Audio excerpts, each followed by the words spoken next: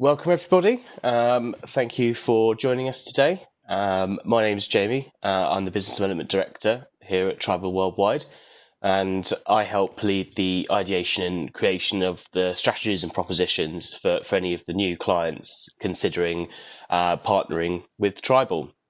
For those of you who haven't heard of Tribal before, Tribal Worldwide is a total experience agency. And what we mean by that is we like to think we think beyond established customer experiences and work with brands to innovate in their customer journeys, whether that be from online to offline, out of home or in store, as well as looking at internal engagement processes and procedures to create ecosystems that build better products, services, communications, and ultimately better businesses. Tribal Worldwide have been running these events since we all went into lockdown back in March, and they're really designed to bring together leaders from a diverse range of sectors and companies to provide new points of view and learn from each other on how we can deliver new and better and more total experiences that change the face of businesses today. For those of you who may not know, as mentioned, we host these every month, usually the first Thursday of every month. The current series we're working through sort of takes a different sector each month and investigates the opportunities and challenges being faced both now and in the future during these testing times. At the beginning of this month, we looked at the financial services. But today we're taking a break from our usual programming with a special episode talking to Mark Evans, Managing Director at the Direct Line Group, where he'll be talking about all of the amazing initiatives they've implemented to make insurance a force for good. You'll be finding out what challenges and opportunities this created for them and how the end result not only had a positive impact on metrics such as customer engagement and NPS scores over 2020, but also drove positive change throughout the business. So before I hand over to Mark, we like these to be interactive. We've already had a load of questions submitted, which we're going to try and get through today. But if anybody would like to sort of send me any questions whilst Mark's talking, please do so either in the chat box or directly to me, and we'll try and get them answered as well. So without further ado, welcome, Mark. And I'll hand over to you I'll hand the mic over to you to introduce yourself and go through things. Thanks, Jamie, and hi, everybody. Great to be here this morning. I'm going to do about 15-20 minutes of just some of the things that we've been doing in and around COVID, and then open up to Q&A. Probably that will be the richest part, because that's what you really want to know. Just to do a couple of call-outs. So good to see. I see Ollie Scargill. Hi, Ollie. And also Rosie Rutter. Hi, Rosie. How are you doing? It's been a while, so I hope everything's going very well for you. I'm sure it is. Just in terms of intros, actually. So yeah, I'm Mark Evans, MD for Marketing and Digital at Direct Line Group. I've been with the group for about 9 years. Honestly, as a boy, I didn't dream of growing up and working in insurance, but I guess I didn't know what I didn't know. Turns out it is quite an interesting sector, and I know we've got a few people from insurance companies here, so I probably won't be giving away too much secret sauce. So sorry to disappoint, but nonetheless, within insurance, it's the reason I like working in insurance is it's really people's lives and livelihoods. It really matters. Having worked in consumer goods for 10 years, I've maybe slightly disparagingly said a few times, it's not baked beans and toothpaste, it's people's lives and livelihoods. In that time, I've primarily been CMO, quite a broad church for marketing, and then in the last 18 months or so, also taking on board digital and moving on to the ExCo at a very interesting time for the company. And we have launched a new purpose, new strategy, new everything really, with a new exec, and so I'll touch upon some of that. But as I said, I'm only going to talk 15 or 20, plenty of time for Q&A. Happy to, within reason, answer to almost anything. So in terms of that upfront piece of content, I was going to structure it quite simply in terms of past, present, and future. Keep it dead simple. Really, past is what were we doing at the time of COVID? What was that experience for us? What are we doing today as things have moved on a bit? Although I guess we're all settled, or most of us anyway, for another 6 months working in shorts and tracksuit bottoms. But anyway, and then a bit to the future, just in terms of what we can imagine into 2021. Actually, for those who are in insurance, you'll know that 2 days ago, the FCA produced a consultation paper on pricing practices, which is pretty existential for the sector. So like yourselves, we're very much in digest mode. So I'm not going to talk to that. So at some level, it's hard to speculate a little bit. for 2021 beyond for insurance. But anyway, I'll do my best. So 5 minutes on past, present, future. So early stages of COVID. So I don't really want to talk to sort of the very generic stuff that everyone will know for themselves. Yes, we rushed to get everybody out of the offices and safe. And yes, we really doubled down on customer comms. And I'll touch on those things a bit. But where I really wanted to start the story was with a new exec, a new CEO, new CFO, 3 people, including myself, promoted to the exco, new HRD. We took the opportunity to go back and look at our strategy, look at our purpose, look at our vision. And we did a capital markets day in November, which is a bit of a da-da to the investor community. And it really means you have to sort of pin the tail on the donkey of what it is you want to be in the world. And so that was quite an exercise as a new exco. But we alighted on a purpose which said that we wanted insurance to be personal and inclusive and a force for good, with real emphasis upon that. And that's quite a departure, where I suppose in the past really we skirted around the purpose conversation and never really, I think, come up with anything that would get somebody out of bed on a wet Wednesday morning and really feel passionate about what we're trying to achieve in the world. And so force for good is where we alighted. And I think that really the power of that is, it's quite emotive. There's lots of niceness to it, but also it takes us back to the origin of the sector, which is that insurance did start out as the many looking after the few, and somewhere maybe along the way it's lost its way on that a little bit. And so to return to being a force for good, I think is a good thing. So that's sort of part one. Part two then is then immediately going into the COVID situation. It was pretty obvious that this is the first time that we needed to road test that. And it's true that purposes don't really count for anything, either unless they've had quite a significant of time endured. And I worked for Mars for 10 years where they were into purpose and culture and personal development and leadership probably decades before the crowd. So tenure or longevity counts. But the other thing is you really need to have an opportunity to road test it. And so COVID was sort of a gift in a bizarre way to really road test what do we mean by force for good. And in a nutshell, it enabled us to very, very quickly as an exec define what our priorities were, which perhaps, again, might feel quite generic when I talk to them, but it's the clarity, the speed, the consistency of communication, which were really distilling and purifying and guided our action and help us make some really difficult decisions in minutes and hours rather than days and weeks. So our 4 priorities for COVID: 1 was to look after our people. 2 was to look after our customers. 3 was to keep thinking long term. And 4 was to act in the nation's interest. And there wasn't a brackets, talk quietly 5, and let's still try and beat the plan or meet the plan, or there were no commercial objectives around that moment. Obviously, there's a sense check around, we're not going to blow up the business, but those 4 things were very, very purifying. So getting our people home, looking after our people meant particular attention to getting people home quickly, giving them the right resources at home, being flexible and asking for flexibility, doubling down on mental health, massively increasing engagement, surveying, and so on.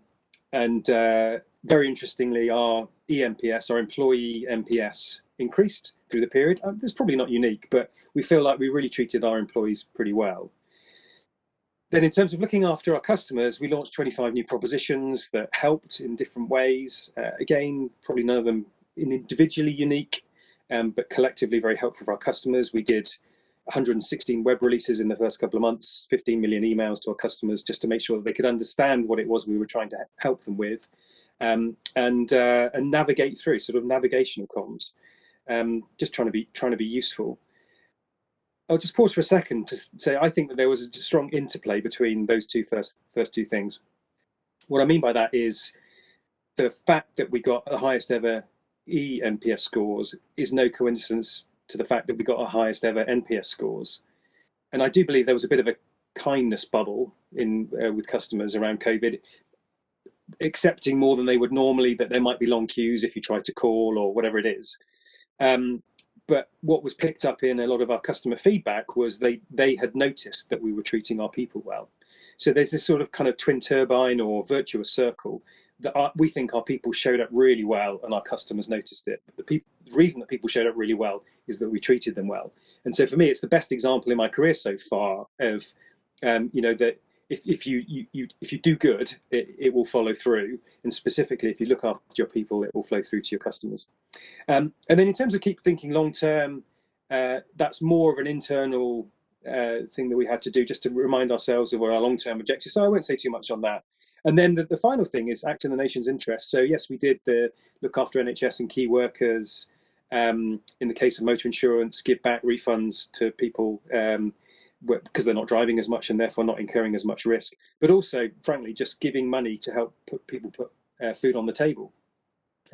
So we carved out a fairly chunky amount of money, very much focused on the 7 cities where we have epicenters or core contact centers, just literally to help. I'm very, very proud of that. Some of that was with long-term partners that we've had, but others was just on the merit of their cases, giving money to people so that they could distribute food and other essential services.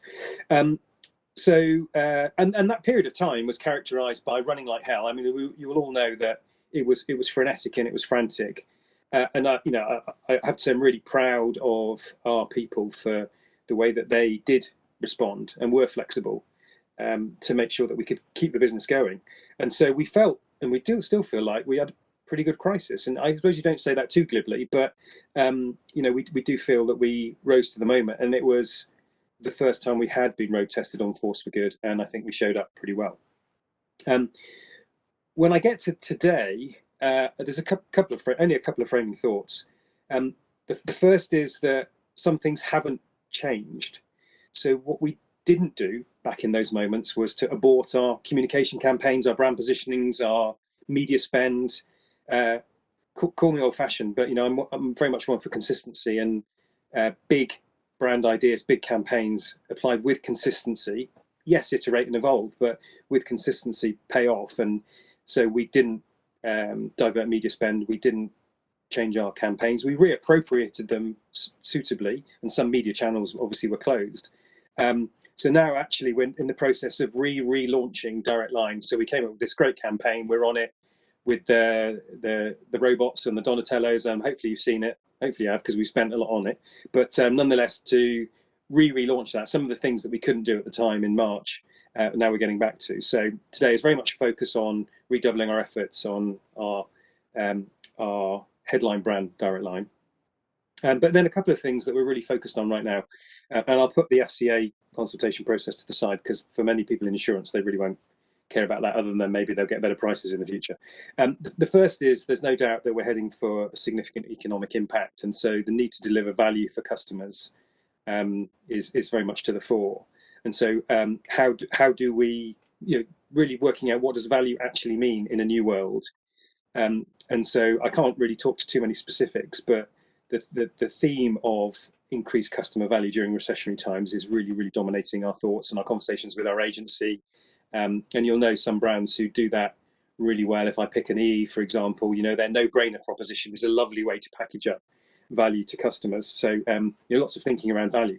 But the biggest thought right now is actually as much as anything around ways of working. So you really couldn't make up the timing, but on February the 26th, we went into consultation for all of head office to move to agile ways of working. And we've been using agile for 8 or 9 years within digital services, software development, all the sort of classic places that you would use good old-fashioned agile methodologies.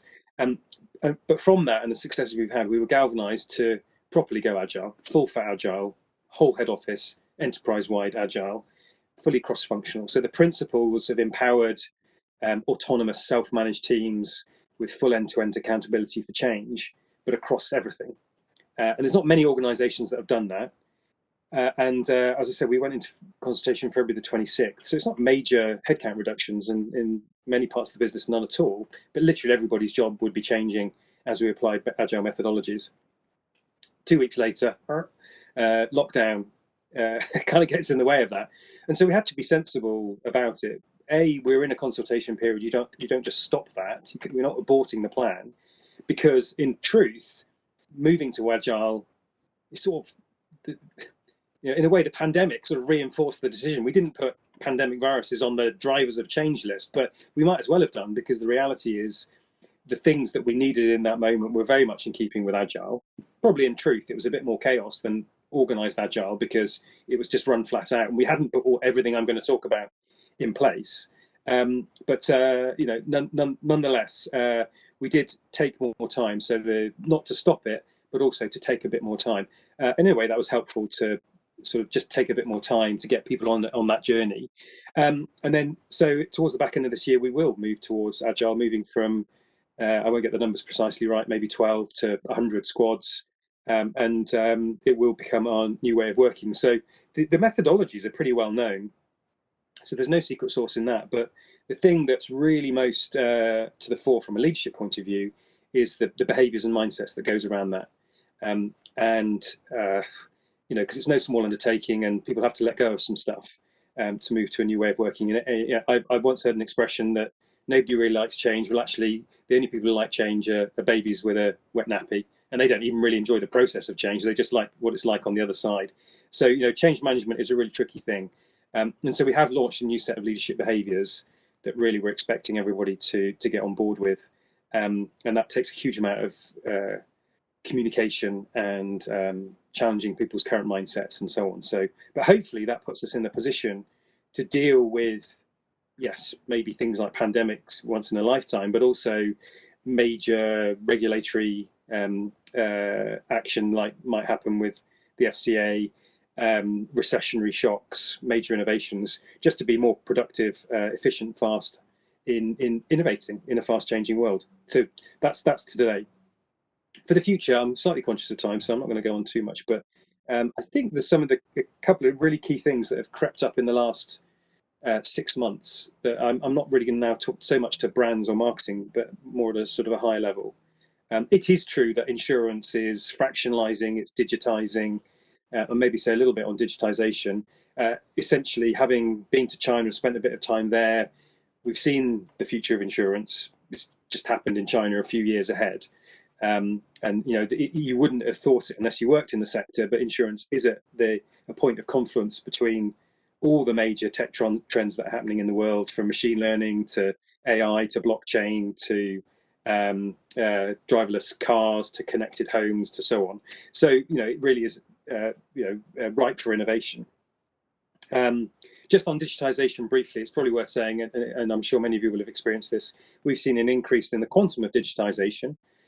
So that means more people doing more things, new cohorts, new demos coming in to do things digitally, partly because they don't have too much choice, but also the sophistication of digitization, digital activity. My metaphor is in medicine, 3 million people have had diagnostic meetings with GPs online when those numbers were absolutely tiny prior to the pandemic. So I think not just for insurance, but more generally, more digitization, but more sophistication. So what's possible in terms of guiding people towards customer journeys, digital customer journeys appropriately, I think we all probably need to challenge our beliefs on that a little bit. But the two things that when I talk about the future, I think do play a role back into marketing and customer experience. One is climate and one is diversity and inclusion, and those are two really, really, really important agendas. And my personal feeling is that they've been given a bit more space in people's minds as a result of COVID. In some ways, the world is a bit more reflective. I'm not for a moment saying that humankind has had a whole-scale epiphany and, world peace, man, everything's going to be great. But I do think there's a bit more of a reflective space in general. And actually, just to link a couple of dots there, I think that's why, as we stand to go into the agile model, we're pretty optimistic that people are up for it and are more change ready probably than they would have been but for the pandemic, because basically people have let go of some stuff. Very crudely, I sit in this team today. I really like working with Jamie and Lisa and Frank because I like their company. I mean, that's just gone. And it's still, I can still do that, but the physical location of people relative to others, which is typically a big thing around change, it's just gone. People haven't sat with anybody for months, so who cares? So anyway, just on climate and diversity and inclusion. So I think for the penny has dropped for the world. That diversity and inclusion is there's a social justice aspect, but there's also a massive thing around it. It just drives performance. There's more case studies and proof points, then you really need to make that case. But I think what's now really happening is a bit of a groundswell, which is that brands need to show up better in that conversation. And ultimately, if you are trying to meet the needs of UK consumers, it is one of the most diverse communities on the planet, and therefore, you need to sync to that. So I've been involved in a couple of things, and actually, Isbar did a really great piece on how both behind and in front of the camera we're not showing up from a production point of view as an industry. How the representation in advertising is improving, but still not there yet. You'll have seen Channel 4 probably best in class in producing their charter, if you like. And I just think that's a conversation that marketers, CMOs, brands need to participate in to guide the eyes of the organisation.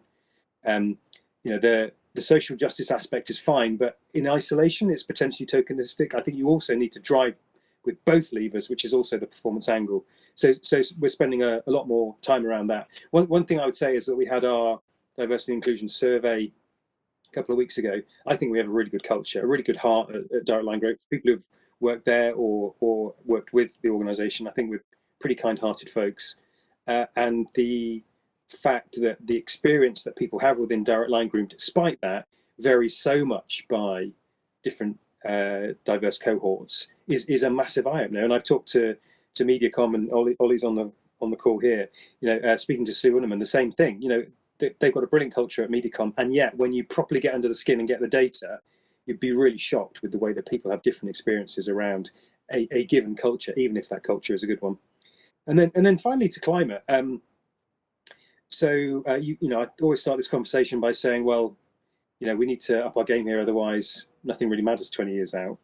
I've got kids, daughter just off to university and all that, and but I think again the conversation has matured a lot through the COVID period, and the construct has been broken and rebuilt in a way which is that we need to come back better on that particular aspect. And I suppose what's possible is much clearer in terms of different ways of working, different routes to market, different business models, and it's obvious that I think we were only bounded by our self-limiting beliefs in that regard. And actually, for many people who work in services sector, this is quite a tricky brand challenge, in that customers very easily make a tangible link between physical stuff and the environment. Most obviously plastic or gas guzzling or whatever it is. They much less readily make a linkage to intangible things. So who would have thought that insurers have these big ovens that basically bake the paint onto cars that are being mended, or have very complex supply chains to provide repairs and recovery? But they do. But customers don't really get there as a shorthand. And so the real challenge is, how do you get on and start to influence customers' behaviour within your sphere of influence? And how do you move ahead of the curve to drive the right behaviour in the case of insurers? Electric vehicles, shorter journeys. Actually, I saw yesterday Buy Miles encouraging customers to forego one journey a week.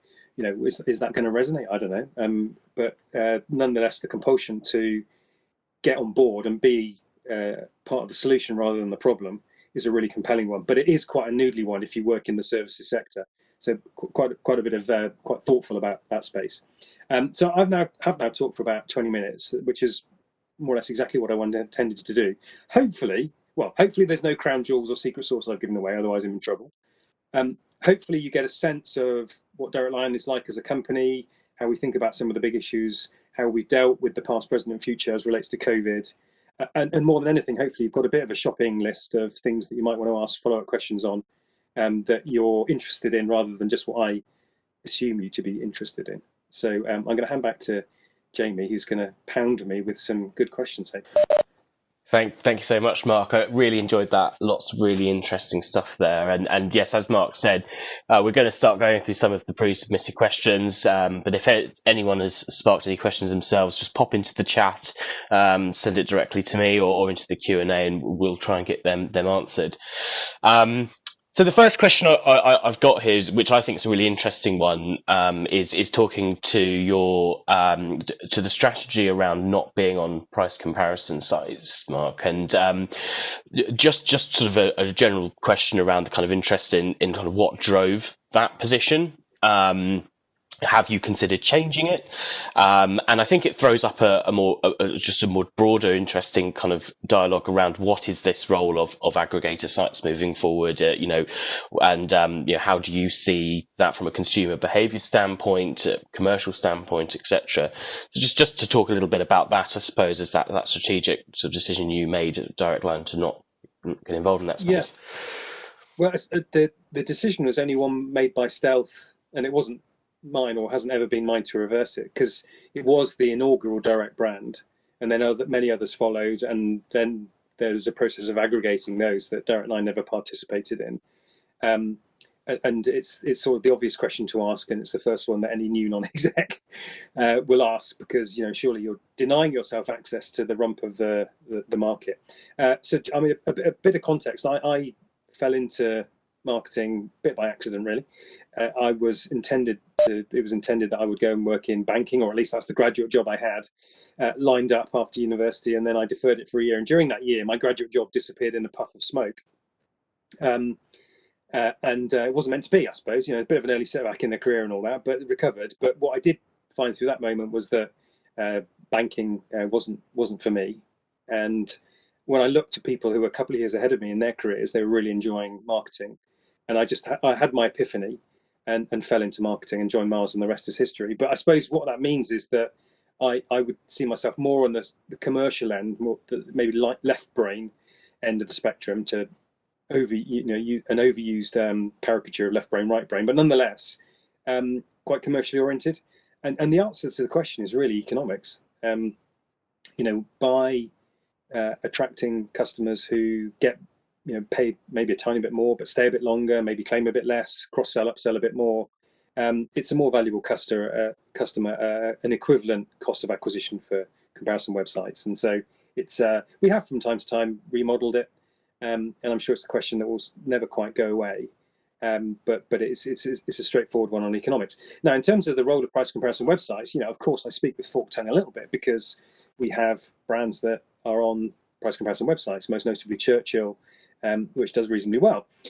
So the regulator hasn't said that price comparison websites are a bad thing, because they give people a lot of choice and they bring price to the fore. But of course, they are quite one-dimensional, and so it's interesting that the consultation from the FCA says that essentially these are pricing practices review, and it does seem to, in neutralising price between new and existing customers, it does seem to point, and if I'm careful what I say, that that some of the practices of today aren't great, and things could be better. So, but to answer the question, honestly, 2 days in, and with probably a year consultation process to come, it's really hard to say what the future of price comparison websites will be. Their role, as I think they would describe it, is to provide customers with choice and balance. And there's no doubt that they want to, I think, give a broader perspective on customers' choices than just price. And they're all in their different ways trying to break out of that a little bit. But honestly, I think it's a pretty existential hand grenade that's come into the market. And if anybody's got any answers on a postcard to how things will move, I don't want to go into the detail of it all, but it is pretty fundamental for insurance. Then please lob them over. Interesting, thank you. And unsurprisingly, and as predicted, we've got questions flooding in here. So first one really linked to that, linked to the price comparison website conversation is, understandably, it's widely agreed upon that they've become the default behaviour in recent years. The question has been submitted here, and it's likely to be even more so given COVID. So how do direct players remain relevant when that is a default consumer behaviour or a customer journey? Yeah, I mean, this is a partly an insurance question, but I think it's also a question about commoditization per se. So if I try and answer it at that level, it's largely about segmentation. And the interesting thing is that customers, actually Martin Lewis, he's a pretty influential guy. He says people should go on couple of comparison websites and get a couple of direct quotes. And there's a lot of evidence that say that a lot of people do exactly what Martin Lewis says and take more than minutes, more likely hours and sometimes days to do their research for insurance. So it's about strength of brand and segmentation. I mean, it's the sort of the nuts and bolts of marketing, really, and be clear where the opportunity is and position against it. And in the case of, let's take, for example, Direct Line, there are plenty of customers who get insurance. Yes, they may still use price comparison websites, but they understand insurance. Maybe they've had some bad experiences, or they know that you get what you pay for. And so we think that there's many customers who value the direct relationship. And what's synonymous with that is some extra product differentiation, maybe higher service levels. We do have extremely high. We've improved NPS a lot. So and that drives loyalty, and loyalty is really important in insurance. So yeah, I think it's a sort of nuts and bolts of segmentation, positioning, differentiation, consistency, customer experience. No silver bullets.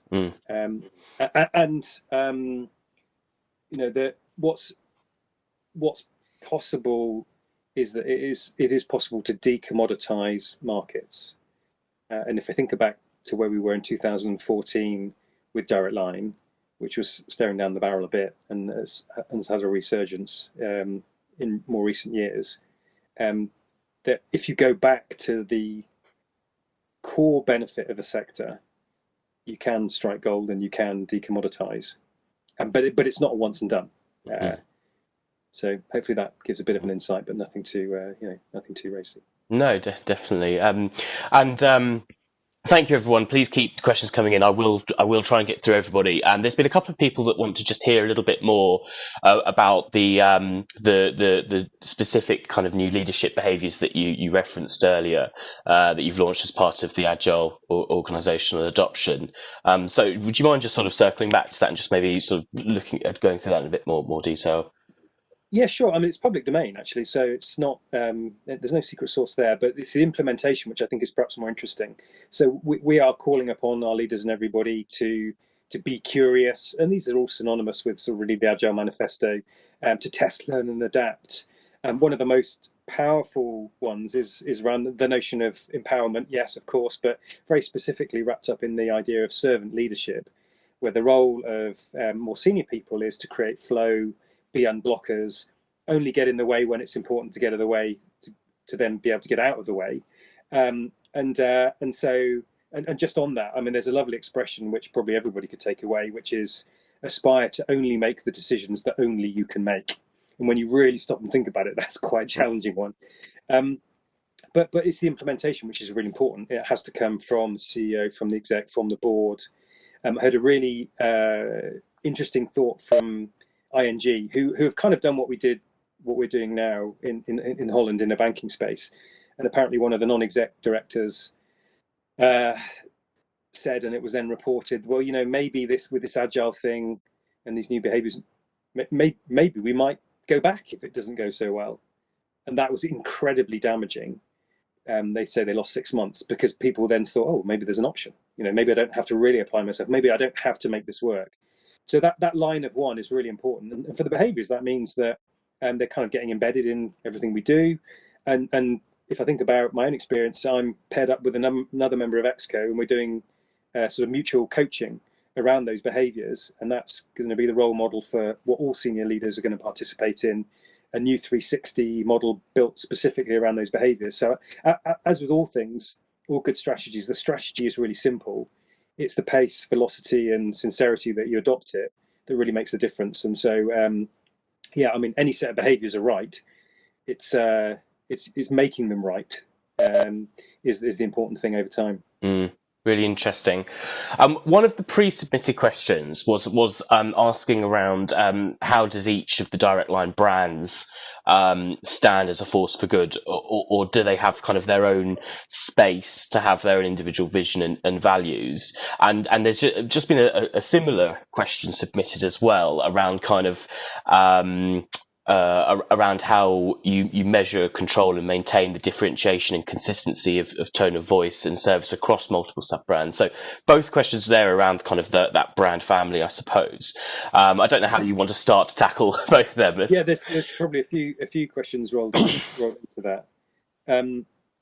Just in terms of the tone and consistency thing. So running a portfolio of brands, many of our capabilities are centralized and agnostic to brand, as in the research team. There isn't a direct line research team. There's a research team. They do research for all the brands. The exception to that are the core brand teams, the traditional brand managers who fight very hard and are deliberately parochial for their brands, and they carry the strategy, the implementation, the standards, the consistency. That's how you sort of marry it. So it's a bit of a matrix model that seems to work quite well across the portfolio. In relation to force for good, well, I think this is it's a challenging one for us actually, because a lot of our the biggest sort of PR we could get is talking from a corporate point of view, but our corporate brand isn't our consumer brand, and so there's a bit of a disconnect there. But nonetheless, the activity that we've done is very much in keeping with the individual brand positionings. So maybe if I use an example, so for Churchill, let's use Churchill as an example. So the positioning is more in a more emotional space than the direct line brand, and we ultimately, if you look at the dog on the skateboard and all that, if everyone's seen the advertising, I'm hoping there's some virtual nods going out there. Again, we spent a reasonable amount of money on it, but that's getting across that the reason that you can cheer is because we're on your side, we're looking out for you. It's dead simple, really, really, really simple. All of our brand positionings at their heart are really, really simple. So we're there looking out for you, and so we thought, well, okay, what does that mean? What does that mean with COVID in terms of being a force for good? So really, really good idea. I don't know who it came from, doesn't really matter, but what we thought was that there's going to be a whole bunch of people, and this was the experience of many of our employees, play acting as school teachers. Again, slightly older kids, so I can appreciate it, but didn't experience it. But it's pretty tough, trying to juggle work and having to teach your kids at home for the first time. The problem statement was that parents are tearing their hair out at home, and they're anything but chilled. So we thought, okay, well, what can we do? We'll create some audiobooks called Chapters of Chill. And they are sort of mindfulness for 4 to 7-year-olds. And without going into too much detail, they've been brilliantly received by our customers. Number one in the brand podcast store, number one in the children's stories app store. Great PR, magnification, lots of earned media. Really touched a nerve, but it was driven by the brand positioning. So I think that it's not too complicated to weave whatever your overall purpose statement is into your brand positioning, or at least it shouldn't be complicated. And so there's a few other activities I could say, but I go on too long. But the same for Direct Line, where it's been a bit more sort of practical in terms of how we're helping customers in these difficult times. Hopefully that answers all these questions. Really interesting, thank you. And again, it's funny. Another couple of questions that are linked here. So a question's been asked there around the main challenge, what the main challenges have been of communicating with external audiences during COVID, and has it changed the way you'll communicate in the future? And I suppose kind of linked to that really is from another question is value is clearly going to be a huge focus for the vast majority of brands next year. So I suppose in that sort of looking at those challenges of communicating to an external audience, how at the same time do you stop becoming homogenous? How do you make sure you're standing out from the crowd and not get lost in that noise? Yeah, so on that very last point about not getting lost in the noise, that's the role of creativity, which is why we're very happy to be with Engine and Saatchi's for quite a number of years on our two core brands, because the role of creativity is even more important, particularly in a noisy, disturbed, and even ever more digital world. So that's probably to that bit. From a communication point of view, I'd probably say two things. I've already mentioned one, which is about being navigational. So we've done a lot more direct to existing customers comms, just to make them aware of what to do, what not to do, making sure that our websites are much more signposting things that are important to customers.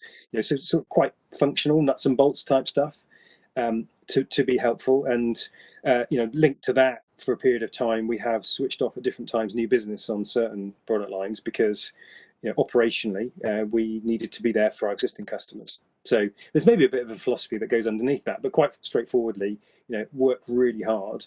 And this is the 116 web releases in a few months, just to help customers to navigate. More broadly around communication planning, which I think is really behind the question, we back to the economics. We are entirely media agnostic. So we sometimes call ourselves digital conservatives because don't get me wrong, we're very heavy on some digital channels, but some of the more sort of straightforward digital display stuff, we see that doesn't work quite so strongly. But ultimately we're very media agnostic, and so yes, whilst nobody's going to the cinema, we won't be using that. Whilst TV audiences are really expanded and we're going cheap, then you might want to make hay with that. So I think it's really just we go for the sort of I suppose the value add model of good agencies, good media agencies, good communication agencies, and looking for good creativity and agnostic media placement. Obviously, you and we get pitched every bloody day with different media opportunities, but having a strong media agency as a gatekeeper, I think, keeps you honest. And so we do look to them, to all our agencies actually, to really challenge us in our thinking. And there is a point there about what your relationship with agencies, I think, is it's quite a big philosophical point. Back in the day at Mars, we had one of the values was efficiency, which meant do only what you do best, and that led to thinking which meant you genuinely valued strategic partnerships, and that if they were enduring, there would be mutual benefit. And so, hence, a fairly low ego position vis-a-vis agencies means that you get the best out of them in terms of their constructive challenge. So I've drifted off a bit, but the media agnosticism is absolutely crucial. Particularly as the media landscape fragments and becomes more and more complicated. There's many sort of seductive opportunities, but whilst you need to continue to test and learn in those things, not get too carried away with the fairies. Interesting. Thank you very much. And I suppose you mentioned there a little bit about see certain channels being switched on, switched off. Because consumer behaviour is changing at a fundamental level. One of the kind of pre-submitted questions, which I find really interesting, is sort of how you've incorporated consumer research, current issues, and wider socioeconomic issues into your plans for obviously this year, but also over the next 12 months as well. And I think this is really interesting because talking to a lot of clients, I do often that sort of market research budget was one of the first ones that got slashed, back at the beginning, ironically, because actually it's the time where you need to be doing more of that. So yeah, how did you approach that Direct Line? Yeah, so just to the point about budget being swiped, I think perhaps one of the things I'm most proud of having been at this gig for 9 years, is that our new CFO, Tim Harris, great guy, joined about just under a year ago now. And when he talks to our investors and analysts, they say that you, Direct Line, your customer orientation and brand focus is different to the other organizations in your sector, and in a good way, which is why there is some latitude, because we've sort of earned the respect and belief in the capability, not least to do things in the commercial way. So that's a bit of context, but that didn't come in years 1, 2, and 3. That took a lot of effort to gain that internal credibility. I often say that the job to convince the rest of the organisation that marketing is anything other than a colouring in function is never done. That job is never done. And I've said that out loud to my CEO, and she says, "Oh, I think you've done that job really well here." I said, "No, the job is never done." So going back to what we've done, a couple of things we've done research-wise. So I suppose we've made sure that we've done really good consumer trackers. Not all homegrown. Britain Thinks do great stuff. There's a load of people out there, not least all the management consultants who are producing really first-class consumer trackers, giving sector-by-sector comparison, market-by-market comparison, as in international markets. Helping anybody who wanted to quite easily understand what's happening in their sector in China, who are at the front end of it all. So I think, but making sure that they're diligently procured, um, and curated and distributed with the right narrative. So that's a core job, just so that you can help create a perception that you're helping your leaders to be a bit ahead of the world in terms of their emerging thinking. So that's one. The second one is we have what we call a horizon scan approach, which is long-term trends tracking. I'm sure many people on this call will do that. And we tend to do that maybe every 1-2 years. And it's really sort of what's changing in the world, the meta trends. And so we did an early review of those. So a bit more of a strategic piece of work rather than a tracking piece of work. What against those core trends, what's different? What's accelerated but will return? What's accelerated permanently? What's decelerated and may never return? What's new? What's dead in the water? And it was that I think that perspective helped us to keep us honest to the outside world, because whilst we're looking after our customers and looking after our people, it's easy to ignore the outside world. So I think that was a helpful strategic piece of insight, just to make sure that everyone's tuned into what's the longer term things that we are still aiming for, and in some cases maybe on a bit of a pause, in others with increased veracity. Yeah, really interesting there. And another question submitted here around how did the coronavirus outbreak redefine your corporate purpose in any way, and if so, how? And sort of as a follow up to that question, they've asked that did that force for good come from this existing purpose, or was it developed in response to coronavirus? I know you kind of mentioned that briefly earlier, but just to circle back to that. No, it was it was complete and the ink was dry. Not that much ahead of the coronavirus, but it was that way round. But I guess it was all quite theoretical, conceptual, and it was only when we really heard the stories of people, what's happening to people in the real world, and the role that we might want to play with this community fund that we created, that we had our first proper run at that. So yeah, that was the sequence of events, and because it is quite a generic thought, potentially. Who wouldn't be? You want to, it's like Star Wars, isn't it? Force for good or force for bad. It's fairly binary. Most people want to be a force for good. So I think what was the other part of the question, Jamie? So first bit was had the coronavirus outbreak redefined the corporate purpose in any way, and if so, how? And then okay, so maybe one more thing to say. So again, it's good to talk to things you're proud of. So the sharp end of this is we've had many customers who've died, not because of anything we've done, obviously, but have died from the coronavirus, and that's the tragedy. That when you're a large scale consumer business, you're going to have that, and this is so either customers who have died or partners of customers or next of kin or and so on. And so the process of insurance around death can be really messy. And so what we've done is completely overhauled our bereavement team process, the empowerment that they have, the processes, and so on, just to be as brilliant as we possibly can be in that really, really tricky life circumstance. And again, I guess we'd sort of gone so far down that process. We'd already done one overhaul, but then with force for good in mind, and then the coronavirus comes along and it makes us sort of reevaluate again. How can we really truly be a force for good and go that much further in the customer experience and the proposition around bereavement? So I mean, I think it's through examples that you create the folklore, the myths. The myth sounds wrong, doesn't it? But the belief in a purpose. And whilst we're talking about purpose, I think we probably need a whole other hour as a separate webinar on this question. But whilst we're talking about purpose, how do you go about changing a brand purpose that isn't working? Is what has been asked here. Okay, so brand purpose as opposed to a corporate purpose, because for us there is that distinction. Mm-hmm.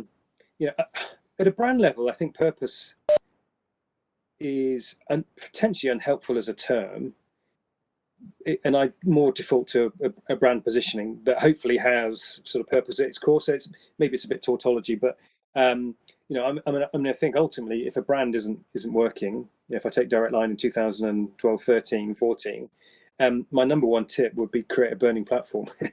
um, Actually, it's interesting. I saw a great presentation or a great slide which talked about levels of burningness, um, and it said the lower level is burning desire or burning ambition.